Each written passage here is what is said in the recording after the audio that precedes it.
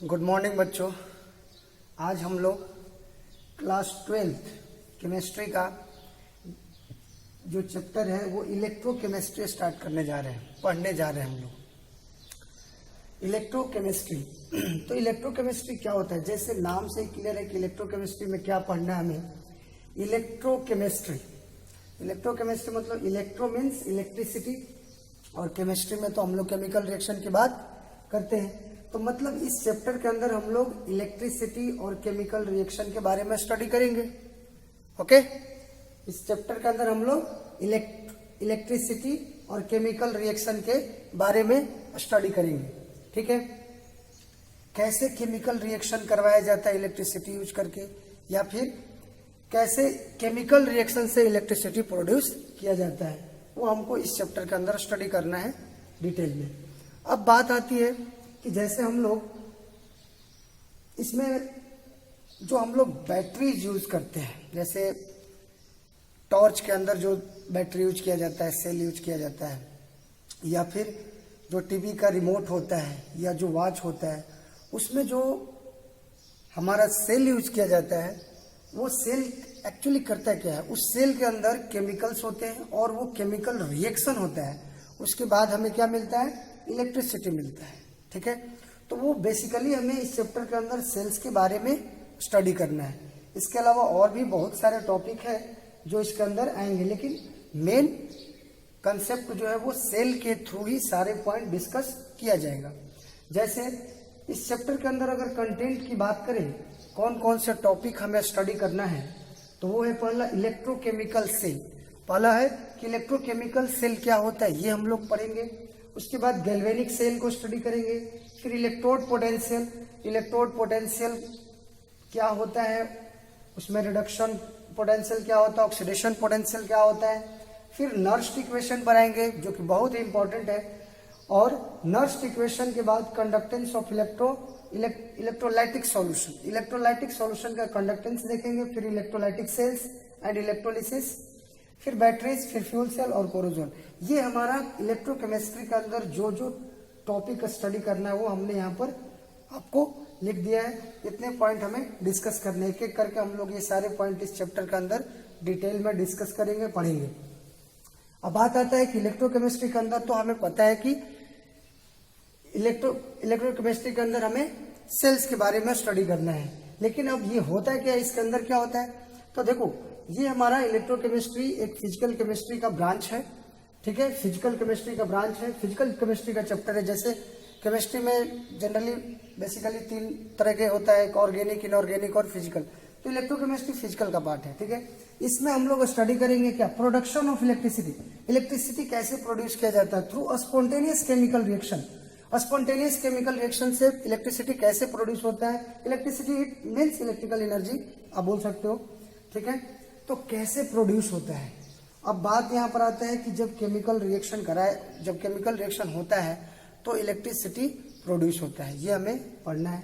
अब यहाँ पर लिखा हुआ है स्पॉन्टेनियस केमिकल रिएक्शन होता है और उसके बदले में हमें क्या मिलता है, इलेक्ट्रिकल एनर्जी, इलेक्ट्रिसिटी। यही एक्चुअल में क्या होता है, जो बैटरीज हम लोग या सेल्स घर में जो टीवी के रिमोट में या वॉच में या और भी कहीं जो भी देखते हैं हम लोग सेल्स या बैटरी, उसमें क्या होता है, केमिकल, यही स्पॉन्टेनियस केमिकल रिएक्शन होता है और हमें क्या मिलता है, इलेक्ट्रिकल एनर्जी या फिर इलेक्ट्रिसिटी। फिर हमारा वो सेल वर्क करता है। नेक्स्ट, इसमें इलेक्ट्रोकेमिस्ट्री के अंदर ही दूसरा भी कंसेप्ट है, जैसे इलेक्ट्रिकल एनर्जी का यूज करके हम लोग नॉन स्पॉन्टेनियस केमिकल रिएक्शन कराते हैं। और नॉन स्पॉन्टेनियस केमिकल रिएक्शन कराएंगे तो क्या मिलेगा, हमारा केमिकल एनर्जी मिलेगा। ठीक है, कोई भी केमिकल रिएक्शन होता है तो क्या प्रोड्यूस होता है, केमिकल रिएक्शन अगर हो रहा है तो केमिकल एनर्जी मिलेगा ना। तो यहाँ पर देखो नॉन स्पॉन्टेनियस केमिकल रिएक्शन लिखा हुआ है, मतलब नॉन स्पॉन्टेनियस केमिकल रिएक्शन का मतलब होता है कि वैसा रिएक्शन जो अपने आप नहीं होगा, उसको करवाना पड़ेगा। कैसे करवाया जाएगा, तो यहाँ पर देखो इलेक्ट्रिसिटी प्रोवाइड किया जाएगा, एक्सटर्नल एनर्जी प्रोवाइड किया जाएगा, तब अगर केमिकल रिएक्शन होता है तो तब केमिकल रिएक्शन होगा, तो उसको बोलेंगे नॉन स्पॉन्टेनियस केमिकल रिएक्शन। तो दोनों केस यहाँ पर लिखा हुआ है कि इसमें हम लोग केमिकल रिएक्शन करा के इलेक्ट्रिसिटी प्रोड्यूस कर सकते हैं, और इलेक्ट्रिसिटी यूज करके हम लोग फिर केमिकल रिएक्शन करवा सकते हैं। इट मीन्स केमिकल एनर्जी हम लोग ऑब्टेन कर सकते हैं। तो इलेक्ट्रोकेमिस्ट्री के अंदर हमको ये पढ़ना है, और ये सारे काम कैसे होंगे? सेल्स के थ्रू। तो सेल्स को हम लोग स्टडी करेंगे। अब पहला है हमारा इलेक्ट्रोकेमिकल सेल। पहले इलेक्ट्रोकेमिकल सेल क्या होता है ये समझते हैं। इलेक्ट्रोकेमिकल सेल एक डिवाइस है जो हमारा इलेक्ट्रिकल एनर्जी को केमिकल एनर्जी में और केमिकल एनर्जी को इलेक्ट्रिकल एनर्जी में कन्वर्ट करता है। ठीक है, तो आप इसको नोट डाउन कर लीजिए। उसके बाद इलेक्ट्रोकेमिकल सेल,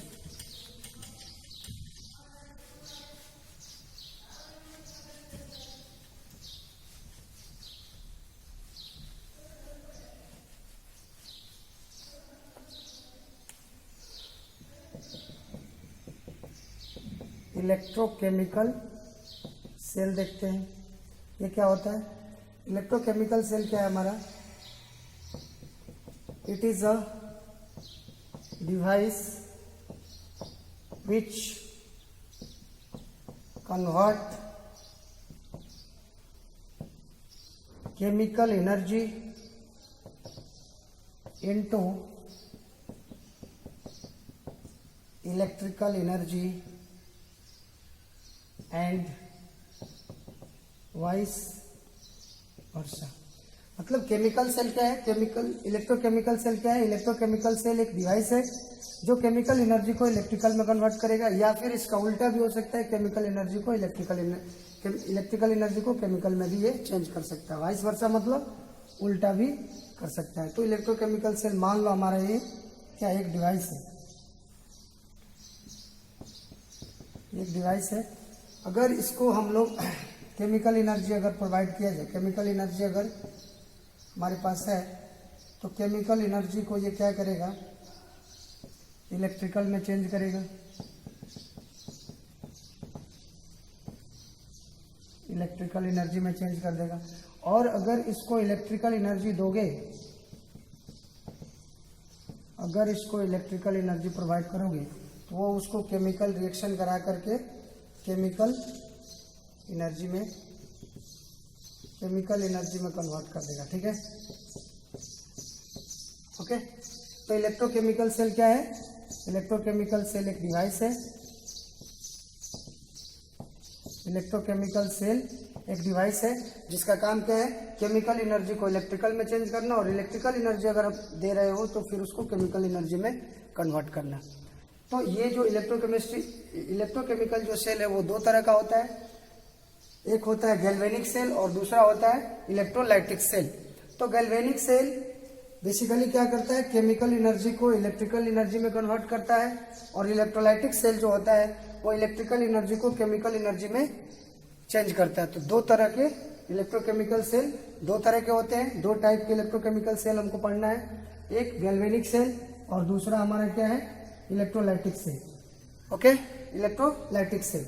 तो आप इसको नोट करिए। उसके बाद हम लोग स्टार्ट करेंगे गैल्वेनिक सेल, और फिर इलेक्ट्रोलाइटिक सेल के बारे में भी थोड़ा सा बताएंगे।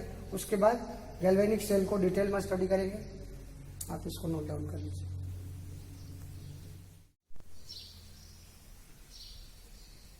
इलेक्ट्रोकेमिकल सेल हम लोग देख रहे थे। इलेक्ट्रोकेमिकल सेल क्या है? एक डिवाइस है जो इलेक्ट्रिकल एनर्जी को केमिकल एनर्जी में और केमिकल एनर्जी को इलेक्ट्रिकल एनर्जी में चेंज करने का काम करता है। अब यहाँ पर इलेक्ट्रोकेमिकल सेल दो टाइप के होते हैं, एक गैल्वेनिक सेल और दूसरे को बोला जाता है इलेक्ट्रोलाइटिक सेल। अब गैल्वेनिक सेल क्या होता है, इलेक्ट्रोलाइटिक सेल क्या होता है, देखिए इसके बारे में कुछ यहाँ पर हमने लिखा है, उसको हमें ध्यान रखना है। जैसे गैल्वेनिक सेल है, तो गैल्वेनिक सेल का वर्क क्या है? गैल्वेनिक सेल क्या करता है? केमिकल एनर्जी को इलेक्ट्रिकल एनर्जी में कन्वर्ट करता है। और इसमें गैल्वेनिक सेल के अंदर जो केमिकल रिएक्शन होता है वो क्या होता है? स्पॉन्टेनियस नेचर का होता है। मतलब अपने आप वो रिएक्शन होगा और उसके बदले हमें क्या मिलेगा? इलेक्ट्रिकल एनर्जी मिलेगा। जैसे कि जनरली बैटरीज में होता है, जो टॉर्च की बैटरी होती है, या फिर हमारे रिमोट टीवी का जो रिमोट होता है उसमें क्या होता है? सेल्स लगे होते हैं, बैटरी लगा होता है, और वो अपने आप स्पॉन्टेनियसली वो केमिकल रिएक्शन स्पॉन्टेनियस उसके अंदर होता है। ऐसा तो नहीं है कि हम लोग कुछ उसके अंदर करवाते हैं, नहीं, नहीं करवाते, वो अपने आप स्पॉन्टेनियस केमिकल रिएक्शन होता है और उसके बदले में हमें क्या मिलता है, इलेक्ट्रिकल एनर्जी। तो वो हमारा गैल्वेनिक का एग्जाम्पल हो गया। अब जैसे फ्री गिब्स एनर्जी, कोई भी स्पॉन्टेनियस प्रोसेस होता है उसके लिए फ्री गिब्स एनर्जी मतलब डेल्टा जी क्या होता है, निगेटिव होता है। ये हम लोग थर्मोडायनेमिक्स में 11th क्लास में हम लोग देख चुके हैं। कोई भी स्पॉन्टेनियस प्रोसेस के लिए डेल्टा जी क्या होता है, निगेटिव। अब गैल्वेनिक सेल में कोई भी सेल होता है उसमें एनोड और कैथोड होता है। तो गैल्वेनिक सेल में हमारा जो एनोड होता है वो निगेटिवली चार्ज इलेक्ट्रोड होता है और कैथोड पर कैसा चार्ज होता है, positive charge. Positively charge electrode को कैथोड बोला जाता है। अब यहाँ देखो इलेक्ट्रोलाइटिक सेल क्या है, इलेक्ट्रोलाइटिक सेल क्या करता है, इसका क्या काम है, इलेक्ट्रिकल एनर्जी को केमिकल एनर्जी में कन्वर्ट करना। इलेक्ट्रोलाइटिक सेल क्या करता है, it converts electrical energy into chemical energy, ठीक है। और यहाँ पर जो केमिकल रिएक्शन इसके अंदर होता है इलेक्ट्रोलाइटिक सेल के अंदर, वो होता है नॉन स्पॉन्टेनियस नेचर का। नॉन स्पॉन्टेनियस नेचर का मतलब इट मीन्स ये रिएक्शन अपने आप नहीं होगा। इस रिएक्शन को प्रोसीड कराने के लिए हमें एक्सटर्नल एनर्जी की रिक्वायरमेंट होगी, जो कि हम लोग इलेक्ट्रिसिटी देते हैं बैटरी को कनेक्ट करके बाहर से। जैसे मान लो हम लोग इलेक्ट्रोलिसिस पहले पढ़ चुके हैं कि यहाँ पर मान लो ये हमारा एक बीकर होता है, बीकर है मान लो। अब यहाँ पर इसमें जिस सॉल्यूशन का इलेक्ट्रोलिसिस कराना है उसको इस बीकर के अंदर क्या कर लेते हैं, फिल कर लेते हैं। और यहाँ पर क्या होता है, दो इलेक्ट्रोड होता है मेटल के। इलेक्ट्रोड किससे बने होते हैं, मेटल से। दो इलेक्ट्रोड होते हैं और ये इलेक्ट्रोड को क्या करते हैं, बैटरी से कनेक्ट कर देते हैं। बैटरी से ऐसे मान लो कनेक्ट कर दिया गया, ठीक है, बैटरी से कनेक्ट कर दिया जाता है। अब यहां पर ये बैटरी क्या करता है, ये बैटरी जो होता है इससे बैटरी से इलेक्ट्रिकल एनर्जी मिलता है और वो इलेक्ट्रिकल एनर्जी क्या करता है, इस रिएक्शन को कराता है, ठीक है। इसके अंदर जो रिएक्शन होता है उस रिएक्शन को वही वहां से जो इलेक्ट्रिकल एनर्जी आता है वही इलेक्ट्रिकल एनर्जी इसके अंदर में केमिकल रिएक्शन को कराता है, जिसके बाद हमें केमिकल एनर्जी मिलता है। तो केमिकल रिएक्शन इलेक्ट्रोलाइटिक सेल के अंदर केमिकल रिएक्शन अपने आप नहीं होगा, उसको करवाना पड़ेगा, कोई एक्सटर्नल सोर्स हमें देना पड़ेगा, एनर्जी का एक्सटर्नल सोर्स, तभी जाकर के इसके अंदर क्या होगा, केमिकल रिएक्शन होगा। अब जैसे मान लो वाटर है H2O, वाटर को अगर तोड़ना है तो ये टूटने के बाद क्या बनाते हैं, H2 gas plus O2 gas, ठीक है। अब इसको बैलेंस कर सकते हो, O2 गैस। तब यहाँ पर क्या वाटर अपने आप H2 और O2 में कन्वर्ट हो पाएगा, नहीं, उसको क्या करना पड़ेगा, इसको ब्रेक डाउन करने के लिए हमें क्या करना पड़ेगा, एनर्जी की जरूरत पड़ेगी। तो वो एनर्जी यहाँ पर इलेक्ट्रिकल एनर्जी प्रोवाइड करना पड़ेगा, मतलब इलेक्ट्रिसिटी। जब वाटर से इलेक्ट्रिसिटी, मान लो इसमें वाटर भर दिए और बैटरी कनेक्ट करके अगर करंट पास कराया जाएगा तो फिर ये जाकर के हमारा हाइड्रोजन और ऑक्सीजन में क्या होगा, टूट जाएगा, तब जाकर के ये केमिकल रिएक्शन होगा। तो जब एक्सटर्नल एनर्जी की जरूरत पड़ती है किसी केमिकल रिएक्शन को कराने के लिए तो बोलते हैं उसको नॉन स्पॉन्टेनियस रिएक्शन किसमें होता है, इलेक्ट्रोलाइटिक सेल में। और जब नॉन स्पॉन्टेनियस प्रोसेस होता है उसके लिए delta G, it means free Gibbs energy का जो वैल्यू होता है वो क्या होता है, पॉजिटिव। नहीं, यहाँ पर डेल्टा जी क्या होता है, पॉजिटिव। डेल्टा जी पॉजिटिव होता है और यहाँ पर हमारा डेल्टा जी क्या हो गया, निगेटिव। स्पॉन्टेनियस के लिए निगेटिव और इसके लिए पॉजिटिव होता है। अब इसमें जो इलेक्ट्रोलाइटिक सेल है तो सेल में इलेक्ट्रोड तो होगा, दो इलेक्ट्रोड, एक एनोड और दूसरा कैथोड होता है। एनोड जो हमारा है इसके अंदर एनोड क्या होता है, एनोड के ऊपर पॉजिटिव चार्ज होता है और कैथोड के ऊपर क्या होता है, निगेटिव चार्ज। मतलब एनोड और कैथोड पर चार्ज अगर देखा जाए तो अपोजिट है।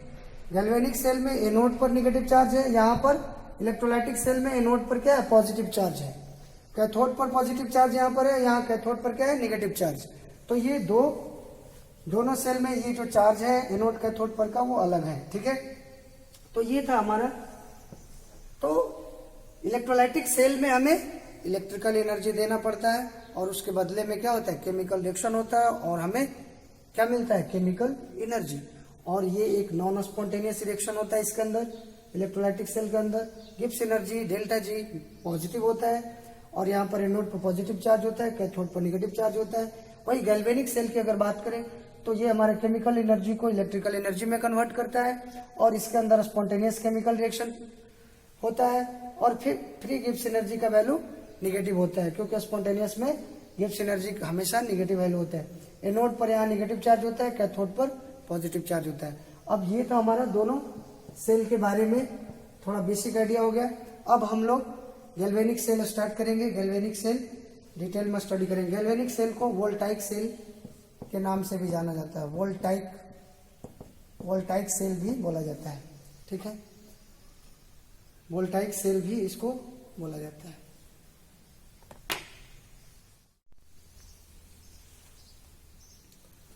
हाँ, अब हम लोग गैल्वेनिक सेल या वोल्टाइक सेल पढ़ने जा रहे हैं। इसमें गैल्वेनिक सेल जैसे हम लोग पढ़ चुके हैं कि it converts chemical energy to electrical energy through spontaneous chemical reaction.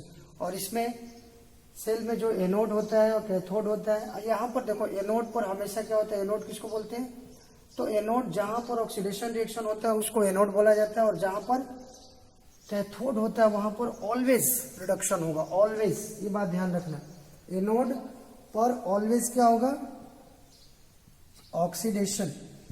Anode क्या होता है, जहां पर ऑक्सीडेशन रिएक्शन होगा उसी को हम लोग एनोड बोलेंगे और जहां पर रिडक्शन होगा उस इलेक्ट्रोड को हम लोग क्या बोलेंगे, कैथोड। अब देखो ऑक्सीडेशन और रिडक्शन क्या होता है ये तो पता ही होगा।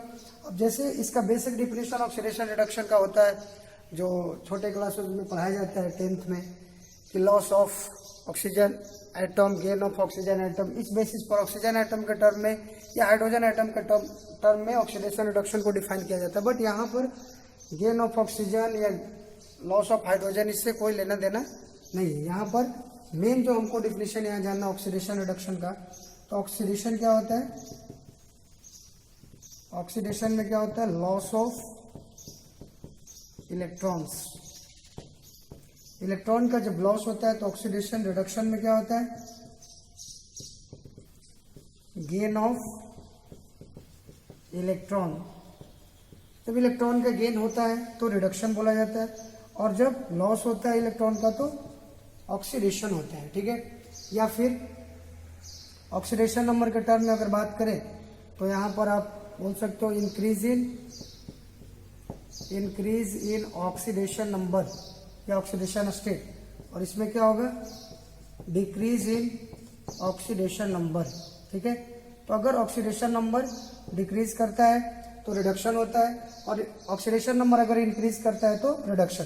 तो ये वाला हमें ऑक्सीडेशन रिडक्शन का जो डिफिनेशन है ये हमें ध्यान रखना है, क्योंकि यहाँ पर जो भी सेल हम लोग पढ़ रहे हैं, सेल के अंदर जो केमिकल रिएक्शन होता है वो एक रेडॉक्स रिएक्शन होता है। ठीक है, वो एक रेडॉक्स रिएक्शन होता है और उसके अंदर ऑक्सीडेशन। रेडॉक्स रिएक्शन क्या होता है, तो रेडॉक्स रिएक्शन एक ऐसा रिएक्शन होता है जिसमें ऑक्सीडेशन और रिडक्शन दोनों क्या होते हैं, साइमल्टेनियसली एक साथ होते हैं। तो ऑक्सीडेशन क्या होता है, लॉस ऑफ इलेक्ट्रॉन या फिर increase in oxidation number. Reduction क्या होता है, गेन ऑफ इलेक्ट्रॉन या डिक्रीज इन ऑक्सीडेशन नंबर। यहाँ पर गेन ऑफ ऑक्सीजन एटम या जो हाइड्रोजन एटम के टर्म में जो ऑक्सीडेशन रिडक्शन को डिफाइन किया गया है वो यहाँ पर आपको देखने के लिए नहीं मिलेगा। यहाँ पर सारा काम इलेक्ट्रॉन के बेसिस पर होगा। इलेक्ट्रॉन और ऑक्सीडेशन नंबर को देख करके हम लोग पहचानेंगे कि कहाँ पर ऑक्सीडेशन हो रहा है और कहाँ पर रिडक्शन हो रहा है। ठीक है, तो सेल के अंदर जो केमिकल रिएक्शन होता है वो हमारा एक रेडॉक्स रिएक्शन होता है। सेल रिएक्शन क्या होता है,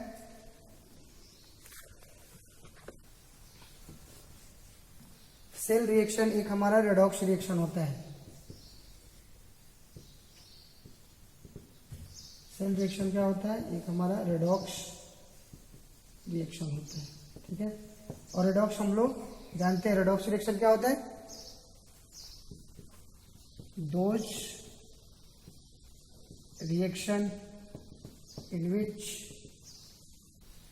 oxidation and reduction both occur simultaneously। तो रेडॉक्स रिएक्शन एक ऐसा रिएक्शन होता है जिसमें ऑक्सीडेशन और रिडक्शन दोनों रिएक्शन एक साथ होता है, उसको रेडॉक्स रिएक्शन। और सेल के अंदर जो भी सेल हो, चाहे गैल्वेनिक सेल हो या फिर इलेक्ट्रोलाइटिक सेल, जो भी सेल होगा, सेल के अंदर जो केमिकल रिएक्शन की बात होगी वो हमारा एक रेडॉक्स रिएक्शन होगा, और रेडॉक्स रिएक्शन में ऑक्सीडेशन और रिडक्शन होता है। तो ये हमें बेसिक चीज ध्यान रखना है। अब आगे देखते हैं।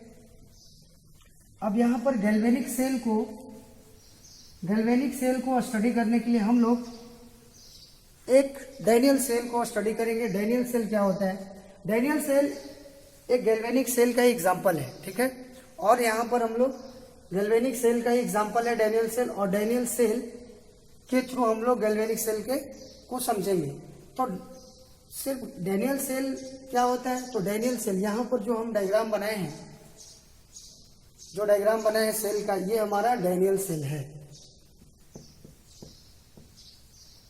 डैनियल सेल है। तो डैनियल सेल क्या होता है? तो डैनियल सेल एक ऐसा गैल्वेनिक सेल है जिसमें जो इलेक्ट्रोड है वो कॉपर और जिंक का बना होना चाहिए। जो इलेक्ट्रोड लेंगे वो कॉपर और जिंक से बना होना चाहिए, और जिंक से यहाँ पर क्या बनेगा? एनोड, और कॉपर से क्या बनेगा? कैथोड। तो वैसे केमिकल रिएक्शन, वैसे सेल को, वैसे गैल्वेनिक सेल को डैनियल सेल बोलते हैं। तो डैनियल सेल के फंक्शन को समझते हैं, और वही सारा फंक्शन सारे गैल्वेनिक सेल में या वोल्टाइक सेल में होगा, ठीक है। तो डैनियल सेल को स्टडी करते हैं। डैनियल सेल क्या होता है? जिसमें इलेक्ट्रोड हमारा कॉपर और जिंक से बना होगा। अगर कॉपर और जिंक के जगह कोई दूसरा इलेक्ट्रोड, दूसरे मेटल का अगर इलेक्ट्रोड लेंगे तो उसको डैनियल सेल नहीं बोलेंगे, ठीक है। और आप अलग अलग यहाँ पर मेटल्स इलेक्ट्रोड, जो कॉपर और जिंक इलेक्ट्रोड है उसको डैनियल सेल बोलते हैं, और जो कि गैल्वेनिक सेल, अगर आप चाहो तो यहाँ पर मेटल को चेंज करके अलग अलग टाइप के गैल्वेनिक सेल बना सकते हो, ठीक है। अब यहाँ पर हम लोग गैल्वेनिक डैनियल सेल के थ्रू पूरा गैल्वेनिक सेल को समझते हैं। यहाँ पर ये हमारा सेल का डिजाइन है, ऐसा ही हमारा गैल्वेनिक सेल यानी कि डैनियल सेल है, डैनियल सेल होता है। अब यहाँ पर देख रहे हैं कि दो यहाँ पर एक तरह से बोलो कि दो बीकर है, ठीक है, दो कंपार्टमेंट है, एक लेफ्ट साइड में एक राइट साइड में, ठीक है। अब यहाँ पर एनोड है, एनोड पर क्या होता है? एनोड पर क्या होता है? ऑक्सीडेशन। तो इस साइड क्या होगा? ऑक्सीडेशन होगा, और इधर क्या होगा? रिडक्शन होगा, ठीक है। तो रिडक्शन में क्या होता है? रिडक्शन में हमारा इलेक्ट्रॉन गेन होता है, ऑक्सीडेशन में क्या होता है? Electron loss. तो यहाँ पर जो जिंक रॉड है, इसका ऑक्सीडेशन होगा, तो यहाँ पर ये जिंक क्या करेगा? इलेक्ट्रॉन को लूज करेगा, और ये इलेक्ट्रॉन क्या होंगे? ये इलेक्ट्रॉन हमारे जो जिंक लूज करेगा, तो यहाँ से ये इलेक्ट्रॉन क्या करेगा? इधर मूव करेगा, इलेक्ट्रॉन इसमें इधर मूव करेगा, और ये इलेक्ट्रॉन हमारा मूव करके इधर आएगा पॉजिटिव इलेक्ट्रोड की तरफ, ठीक है। इधर ये इलेक्ट्रॉन आएगा। अब यहाँ पर जब ये इलेक्ट्रॉन जिंक लूज करेगा तो खुद क्या होगा? यहाँ से जिंक Zn2+ में कन्वर्ट होकर के सॉल्यूशन के अंदर आएगा। ये प्रोसेस यहाँ पर होगा। अब यहाँ पर क्या होगा? जो इलेक्ट्रॉन यहाँ से आ रहा है, जिंक जो इलेक्ट्रॉन लूज किया है, और ये जो इलेक्ट्रॉन इधर आ रहा है, यहाँ पर जो कॉपर सॉल्यूशन है, कॉपर सॉल्यूशन में जो Cu2+ है, ये हमारा यहाँ पर जाएगा, और यहाँ पर जो इलेक्ट्रॉन आ रहे हैं उस इलेक्ट्रॉन को ये क्या करेगा? गेन करेगा, और गेन करेगा तो क्या हो जाएगा? इसका रिडक्शन हो जाएगा, और ये Cu2+ यहाँ पर इस इलेक्ट्रोड से क्या हो जाएगा? वहां पर जाकर डिपॉजिट हो जाएगा। तो ये रिडक्शन के दौरान क्या होगा?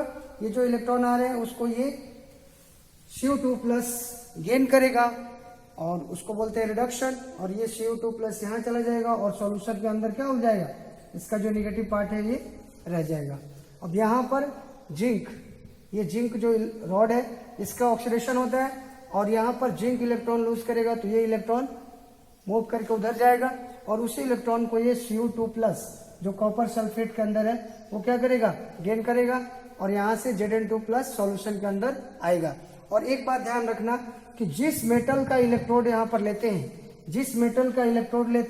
और उसी मेटल का जो होता है, उसी मेटल का जो सॉल्यूशन है, एक सॉल्यूशन इस बीकर के अंदर फिल करना होता है, ठीक है। जिस मेटल से यहाँ पर इलेक्ट्रोड बना है, जिस मेटल का इलेक्ट्रोड है उसी का यहाँ पर सॉल्यूशन हमें लेना होता है। ये बात ध्यान रखना है। जैसे यहाँ पर कॉपर से बना है, कैथोड कॉपर से बना है, डैनियल सेल में कैथोड क्या होता है? कॉपर मेटल से बना होता है, और इसमें जो सॉल्यूशन लेते हैं वो क्या होता है? कॉपर सल्फेट, और यहाँ पर जिंक सल्फेट, और ये इलेक्ट्रोड किससे बना है, जिंक मेटल से। तो डायनियल सेल में एनोड जिंक का बना होता है, कैथोड कॉपर का बना होता है। कैथोड पर हमेशा क्या होता है, रिडक्शन, एनोड पर हमेशा क्या होता है, ऑक्सीडेशन। ओके, और यहाँ पर एक चीज और देख रहे हैं, यहाँ पर एक वोल्ट मीटर लगाता है, ये सिर्फ ये इंडिकेट करेगा कि यहाँ से इलेक्ट्रॉन फ्लो कर रहा है कि नहीं। इलेक्ट्रॉन फ्लो कर रहा है तो पता चल जाएगा, ये हमारे वोल्ट मीटर लगा होता है। आप वहां पर गैल्वेनोमीटर, वोल्ट मीटर या फिर कोई बल्ब भी कनेक्ट कर सकते हो। बस वो सिर्फ ये इंडिकेट करेगा कि इससे चार्ज फ्लो कर रहा है, इलेक्ट्रॉन फ्लो कर रहा है। अगर चार्ज इधर से इधर फ्लो कर रहा है तो करंट किधर से फ्लो करेगा, कैथोड टू एनोड। ठीक है, ये हम लोग बाद में देखेंगे अभी। अब यहाँ पर एक चीज और देखो, ये यहाँ पर इन्वर्टेड यू उल्टा यू शेप का यहाँ पर आपको एक दिख रहा है, इसको बोलते हैं सॉल्ट ब्रिज। क्या बोलते हैं, सॉल्ट ब्रिज, सॉल्ट ब्रिज। और ये सॉल्ट ब्रिज जो होता है, इसके अंदर में इनर्ट इलेक्ट्रोलाइट फिल होता है। और ये इनर्ट इलेक्ट्रोलाइट किसके साथ फिल होता है, इनर्ट इलेक्ट्रोलाइट अगर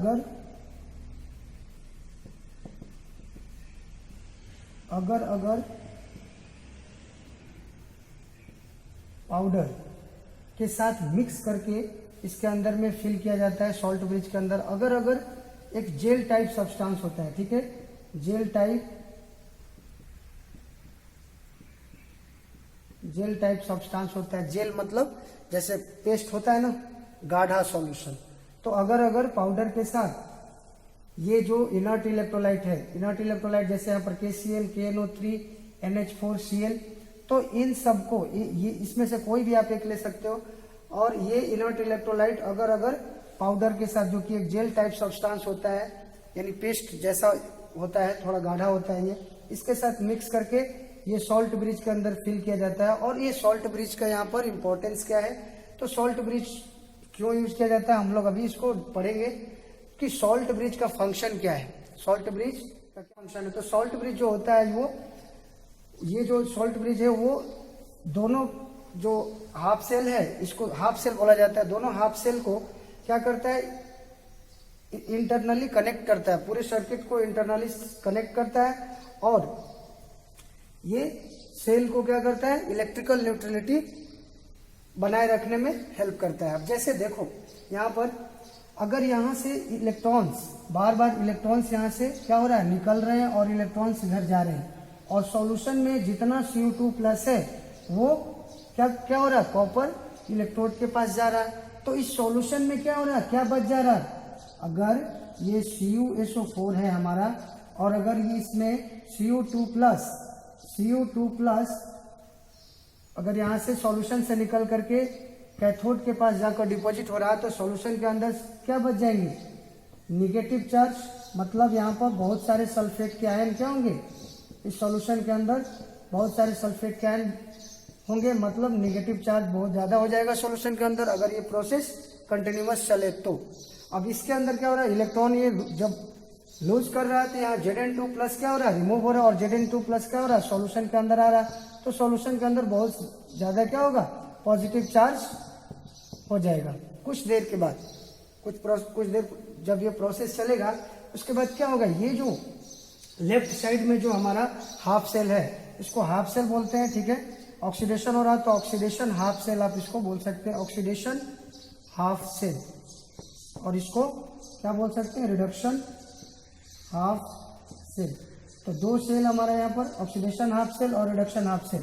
तो ऑक्सीडेशन हाफ सेल में क्या होगा, पॉजिटिव चार्ज सॉल्यूशन के अंदर बढ़ता जा रहा है, और इधर में यहाँ से Cu2+ जब यहाँ पर जा रहा है इलेक्ट्रॉन के पास अट्रैक्ट होकर के, तो यहाँ पर निगेटिव चार्ज इस रिडक्शन हाफ सेल में निगेटिवली चार्ज क्या हो रहा है, बढ़ते जा रहा है। तो जब यहाँ पॉजिटिव चार्ज बढ़ता जा रहा है, तो अब यहाँ देखो पूरे सॉल्यूशन के अंदर जो पॉजिटिव चार्ज बढ़ जाएगा और इधर में बहुत ज्यादा निगेटिव चार्ज होगा, तो अब यहाँ से जो जिंक है वो इलेक्ट्रॉन लूज नहीं कर पाएगा, मतलब इलेक्ट्रॉन यहाँ से फिर अब उधर फ्लो होकर नहीं जाएंगे। अगर इलेक्ट्रॉन फ्लो होकर नहीं जाएंगे तो कैसे ये हमारा वर्क करेगा सेल, ठीक है। क्यों नहीं जिंक हमारा इलेक्ट्रॉन लूज करेगा, क्योंकि देखो अगर इस सॉल्यूशन के अंदर बहुत ज्यादा पॉजिटिवली चार्ज मतलब Zn2+ हो जाएंगे, तो अब यहाँ चारों ओर पॉजिटिव पॉजिटिव हो गए। अब यहाँ मेटल में जो जिंक है वो अपना 2 इलेक्ट्रॉन अगर लूज करता है तो Zn2 प्लस अब सॉल्यूशन के अंदर नहीं आ पाएगा, क्योंकि बहुत ज्यादा इधर क्या हो गया पॉजिटिव चार्ज। तो Zn2 प्लस को ये रिपेल करेंगे, आने नहीं देंगे। और जब Zn2 प्लस इधर आ नहीं पाएगा तो Zn2 इलेक्ट्रॉन कैसे लूज करेगा। अगर इलेक्ट्रॉन मान लो लूज करता भी है तो वो इलेक्ट्रॉन इधर जाएंगे, तो यहाँ पर सॉल्यूशन के अंदर बहुत ज्यादा क्या हो गया निगेटिव चार्ज, चारों तरफ निगेटिव चार्ज। तो अगर इलेक्ट्रॉन भी तो निगेटिव चार्ज होता है, अगर इलेक्ट्रॉन यहाँ आएगा तो ये क्या करेंगे, उसको रिपेल करेंगे, आने नहीं देंगे। मतलब यहाँ से Zn2 प्लस को ये सॉल्यूशन अंदर नहीं आने देगा अगर बहुत ज्यादा सॉल्यूशन के अंदर पॉजिटिव चार्ज हो गया तो।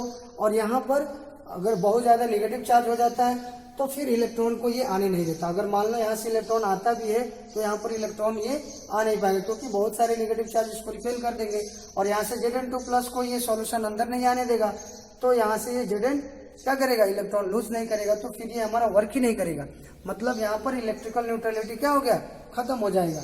तो इसलिए यहाँ पर एक सॉल्ट ब्रिज यूज किया जाता है। ये सॉल्ट ब्रिज क्या करता है, दोनों साइड जो सॉल्ट है उसको क्या करता है, इंटरनली कनेक्ट करता है, जिससे कि हमारा पूरा सर्किट कंप्लीट होता है। ये जो वायर है जो जिससे दोनों इलेक्ट्रोड को कनेक्ट किया जाता है, ये हुआ हमारा एक्सटर्नल सर्किट। तो एक्सटर्नल सर्किट तो कंप्लीट है, बट और ये जो सॉल्ट ब्रिज लगाने से क्या होता है, इंटरनल सर्किट कंप्लीट होता है, इंटरनल सर्किट कंप्लीट होता है। क्योंकि देखो ये इलेक्ट्रोड तो वायर से कनेक्ट हो गए, लेकिन ये जो सॉल्ट सॉल्यूशन है ये भी तो कनेक्ट होने चाहिए, तब हमारा जाकर के ये पूरा सर्किट कंप्लीट होता है। ठीक है, तब जाके पूरा सर्किट कंप्लीट होता है। ये हमारा सॉल्ट ब्रिज क्या करता है, दोनों सॉल्ट को कनेक्ट करता है, जिससे कि इंटरनल सर्किट कंप्लीट हो जाता है। और इसके अंदर में जो इनर्ट इलेक्ट्रोलाइट होता है, अब इनर्ट इलेक्ट्रोलाइट का क्या रोल है, देखो यहाँ पर जैसे मान लो KCl इसके अंदर अगर फिल किया जाता है तो K प्लस और Cl माइनस में टूट जाएगा। हमें पता है कि ये एक स्ट्रॉन्ग इलेक्ट्रोलाइट है। और यहाँ पर देखो इस साइड क्या हो रहा है, ऑक्सीडेशन हाफ सेल में क्या हो रहा है, ऑक्सीडेशन हाफ सेल के अंदर क्या हो रहा है, पॉजिटिव चार्ज बढ़ते जा रहा है। तो इधर में हमारा ये जो Cl माइनस है वो Cl माइनस इसमें मूव होकर के इधर आएगा, और यहाँ पर जो बहुत ज्यादा पॉजिटिव चार्ज है वो Cl माइनस आकर के उसको क्या करेगा, न्यूट्रलाइज करेगा। और इधर में क्या है, पॉजिटिव चार्ज बढ़ता जा रहा है, तो पॉजिटिव चार्ज को कम करने के लिए इधर से क्या आएगा, K प्लस इधर से मूव करके आएगा, K प्लस आएगा सॉल्यूशन के अंदर, और उस नेगेटिव चार्ज को क्या करेगा, बैलेंस करेगा। ठीक है, तो यहाँ पर जो इनर्ट इलेक्ट्रोलाइट है इसका रोल क्या है, क्या रोल है, तो इलेक्ट्रिकल न्यूट्रलिटी को मेंटेन करना। जो हमारा पॉजिटिव चार्ज बढ़ता जा रहा था इस साइड, नेगेटिव चार्ज इस साइड बढ़ता जा रहा था, तो कुछ समय के बाद क्या होगा, इलेक्ट्रॉन का फ्लो रुक जाएगा, तो फिर सेल हमारा वर्क नहीं करेगा। तो उस केस में क्या होगा, सॉल्ट ब्रिज का रोल होता है। सॉल्ट ब्रिज क्या करता है, इसमें जो इनर्ट इलेक्ट्रोलाइट होता है वो इनर्ट इलेक्ट्रोलाइट इधर जो पॉजिटिव चार्ज बढ़ता जा रहा है उसको न्यूट्रलाइज करने के लिए यहाँ पर Cl माइनस आएगा और इधर K प्लस आएगा, जिससे कि हमारा दोनों साइड इलेक्ट्रिकल न्यूट्रलिटी मेंटेन होगा और फिर चार्ज का फ्लो कंटिन्यूअस होगा। ठीक है,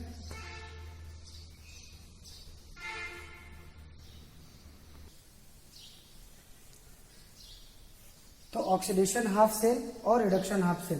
तो डैनियल सेल किसको बोलते हैं, तो डैनियल सेल में कॉपर और जिंक का इलेक्ट्रोड होता है। कॉपर से कैथोड बना होता है, जिंक से एनोड बना होता है। एनोड पर क्या होता है, नेगेटिव चार्ज, ये पॉजिटिव चार्ज होता है। ये तो हम लोग पहले ही देख चुके हैं। ये सॉल्ट ब्रिज का क्या फंक्शन होता है, इसको हम अलग से लिखवा देंगे, फंक्शन ऑफ सॉल्ट ब्रिज। और उसके बाद अब यहाँ पर देखते हैं, तो यहाँ पर ऑक्सीडेशन हाफ सेल है और रिडक्शन हाफ सेल है। मतलब गैल्वेनिक सेल में दो हाफ सेल होते हैं, एक हाफ सेल ये है, दूसरा हाफ सेल ये है। ठीक है, इधर में रिडक्शन होता है तो इसको बोलते हैं रिडक्शन हाफ सेल, इधर में ऑक्सीडेशन होता है तो इसको बोलते हैं ऑक्सीडेशन हाफ सेल। तो अब यहाँ पर और हमेशा ध्यान रखना है कि जब भी गैल्वेनिक सेल अगर डिजाइन किया जाता है, बनाया जाता है, तो लेफ्ट साइड में एनोड को रखा जाता है, राइट साइड में कैथोड को रखा जाता है। ठीक है, लेफ्ट साइड में एनोड, तो यहाँ पर लेफ्ट साइड में हमेशा एनोड होता है। ठीक है, तो लेफ्ट साइड में एनोड लिखा होता है और राइट साइड में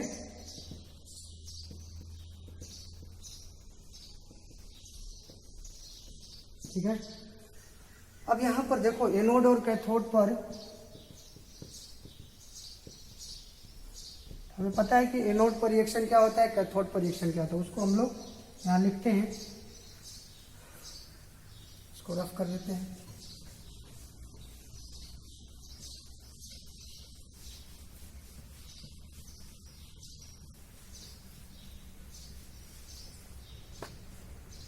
डैनियल सेल के लिए अब हम लोग नेट सेल रिएक्शन लिखने जा रहे हैं।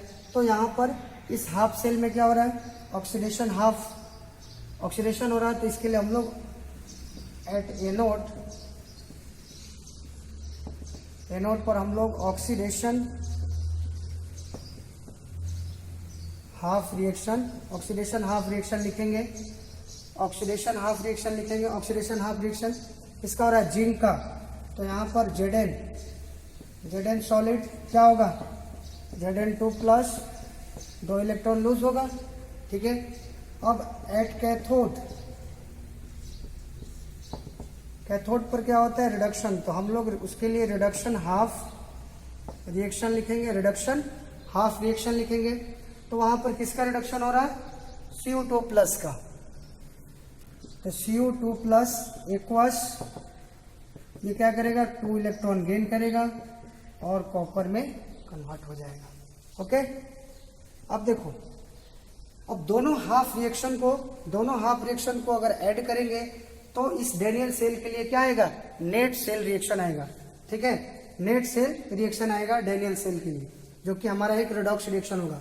और हमें पता है, हम लोग जानते हैं कि जब भी दो हाफ रिएक्शन को, ऑक्सीडेशन और रिडक्शन, दो हाफ रिएक्शन को जब ऐड करते हैं तो हम लोग लॉस ऑफ इलेक्ट्रॉन और गेन ऑफ इलेक्ट्रॉन क्या देखते हैं, दोनों मस्ट बी इक्वल।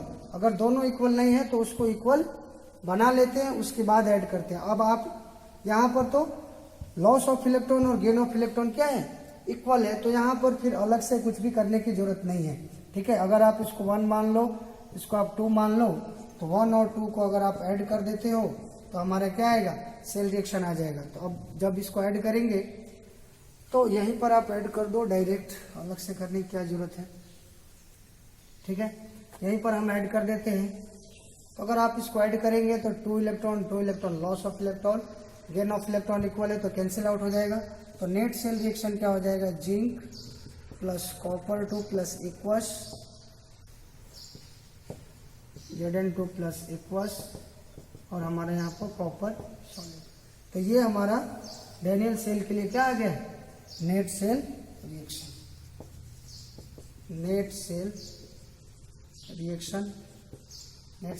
जो कि हमारा क्या है, एक रेडॉक्स रिएक्शन है, ठीक है।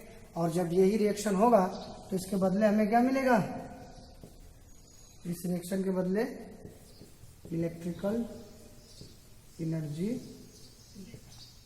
ठीक है। तो यही जब रिएक्शन सेल के अंदर होता है रेडॉक्स रिएक्शन, तो इलेक्ट्रिकल एनर्जी हमें मिलता है, जिसका हम लोग यूज करते हैं, ठीक है।